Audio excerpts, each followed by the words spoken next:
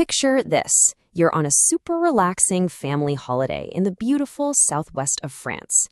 It's 3 a.m. You are fast asleep. And suddenly, it's not the gentle sound of the Atlantic Ocean waking you up. Nope, it is a blaring, absolute, panic-inducing emergency alert on your phone. It's entirely in French, your window is glowing this eerie dark orange, and the message is crystal clear. Pack your bags and flee immediately. Welcome to This Explainer. Okay, we're going to dive right into this staggering event and see exactly how a picturesque European summer transformed into an unprecedented disaster zone. 40,000. That is a truly staggering number. That's the amount of panicked holidaymakers and local residents who were urgently ordered to evacuate the Cap Ferret Peninsula in France. Now, moving 40,000 people in a calm, orderly fashion is hard enough on a good day, right? But doing it when a massive wildfire is literally breathing down your neck and you are trapped on a peninsula with only one main access road out, that is an absolute logistical nightmare. Now, what's really interesting about how this unfolded is what it actually looked like on the ground. To understand the sheer dread of that midnight escape, we only have to look at firsthand accounts. Take tourist David Morton, who got that 3 a.m. alert. He described driving out under skies that were glowing red, saying, "It became like any scene from a good disaster movie." Just imagine joining a slow, nose-to-tail crawl of vehicles, everyone driving incredibly carefully with dipped headlights through thick smoke, knowing that this single road is your absolute only lifeline off the peninsula.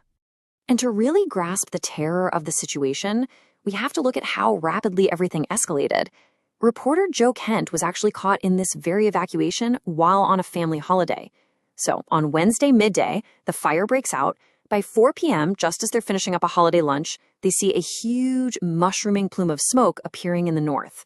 Fast forward to Thursday morning, and ash is literally raining down on their campsite. And then, by Thursday lunchtime, the authorities give them just 30 minutes. 30 minutes to pack up their entire lives and get out. But here's the thing about relying on emergency alerts. It's chaotic, and not everyone got the warning in time. Take Rebecca Papin, an American tourist staying in the nearby town of Biscarrosse. She went to bed, popped in her earplugs to get a good night's rest, and completely slept through the evacuation alarms. She woke up to find the town totally deserted and the main roads surrounding her completely on fire. She and her children were literally trapped right in the middle of thousands of acres of burning pine trees. The contrast here is just jarring. You know, during a normal summer season, the Cap Ferret area swells to about 150,000 people. It's famous for its bustling markets and, ironically, its notoriously slow holiday traffic. But during this evacuation, those vibrant tourist towns became deserted ghost towns practically overnight. And because that single access road was blocked by emergency services rushing in to fight the blaze, authorities and tourists seriously had to look at using boats just to escape the flames. Section 1. A region engulfed in flames. Let's zoom out from the Cap Ferret Peninsula for a second and see how this builds into a massive crisis affecting multiple countries. This brings us to a frankly unbelievable figure, 270,000. Think about that for a second. That is the total number of people who were ordered to leave their homes across both France and Spain as these fires raged totally out of control. We're talking hundreds of thousands of people forced into vast exhibition centers and temporary shelters, bringing only their pets, phone chargers, and whatever precious items they could physically carry in their hands. And when you look across the borders, you see this widespread dual-country impact. In France, the fires grew so immense that a giant wall of smoke actually threatened the outskirts of the major city of Bordeaux, driving 225,000 residents from the Gironde region alone.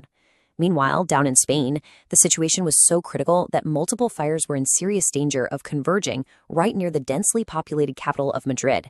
This actually forced Spain to declare its first ever national emergency for a wildfire. Just to underline the historic severity of what was happening in Spain, over 120,000 acres of land burned near Madrid. The Interior Ministry called it the most aggressive fire they have ever seen. It officially became the biggest single forest fire in Spain's entire history, literally turning massive stretches of fields and forest entirely to ash. Section 2. What fueled these fires? So the crucial point is figuring out exactly what created this apocalyptic scenario.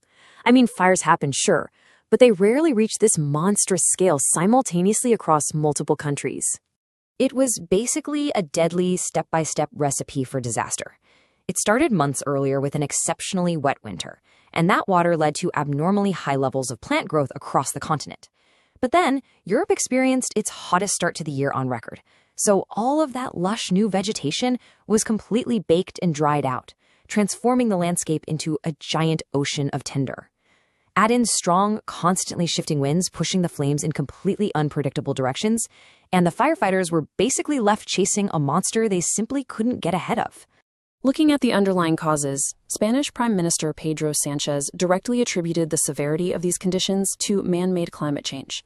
He called for international action against what he termed a climate emergency, pointing out that scientific modeling indicates these extreme temperatures and the resulting massive fires are only going to become more intense and have a much greater impact on daily life in the years to come. Section 3. Battling the blazes together.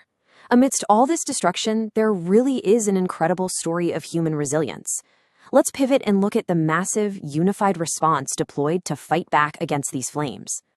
The sheer scale of this beast meant that no single country could handle it alone.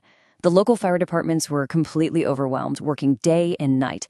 So as a result, both French President Emmanuel Macron and the Spanish government triggered requests to the European Union's Civil Protection Mechanism. This cross-border cooperation brought in crucial international support, including a massive deployment of Greek water-bombing aircraft to help douse the flames from the sky. But it wasn't just governments stepping up. The grassroots response was phenomenal. Everyday people were joining the front lines. In Bordeaux, local farmers created this highly streamlined volunteer water supply chain. Step 1, they brought their own agricultural vehicles right to the edge of the inferno. Step 2, they rapidly transferred thousands of gallons of water to the frontline teams. And Step 3, this meant the massive fire trucks never had to abandon their positions to go refill. That saved precious time and prevented the fire from advancing. It's just a brilliant display of teamwork. Which brings us to a really critical question to end on today. We've seen 40,000 holidaymakers fleeing a peninsula in the dead of night and 270,000 people displaced across 2 nations as historic fires raged. So, as extreme weather increasingly transforms idyllic summer holidays into sudden disaster zones, how will Europe, and honestly the rest of the world, adapt its emergency response and infrastructure for the summers of the future? It's a massive challenge, and one we are all going to be watching very closely.